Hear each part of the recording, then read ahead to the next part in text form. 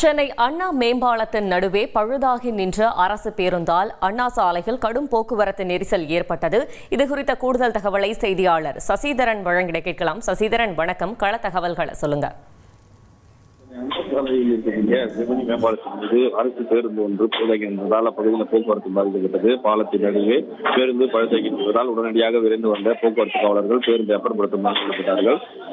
ஐநாவரம் பகுதியில் இருந்து பெசநகர் செல்லக்கூடிய 23 தடமென் பேருந்து தான் தற்போது பழுதாகி நின்றிருக்கிறது. உடனடியாக சம்பவ இடத்துக்கு விரைந்து வந்த போக்குவரத்து காவலர்கள் பேருந்து ரெக்கவர் செய்யக்கூடிய வாகனம் மூலமாக பேருந்தை அப்புறப்படுத்தும் பணியில் ஈடுபட்டு வந்தார்கள். உடனடியாக ஒரு அரை மணி நேரம் நீடித்த இந்த பணியானது எளிதாக நிறைவு பெற்று பழுதாகின்ற பேருந்தை உடனடியாக மேம்பாலத்திலிருந்து கீழே இறக்கினார்கள். இறக்கிய பின்பு போக்குவரத்து சீர் செய்யப்பட்டு தற்போது அண்ணா சாலையில் கடும் போக்குவரத்து நெரிசல் குறைந்து பழுதாகின்ற பேருந்து அப்புறப்படுத்தப்பட்டதால் போக்குவரத்து சீரானது.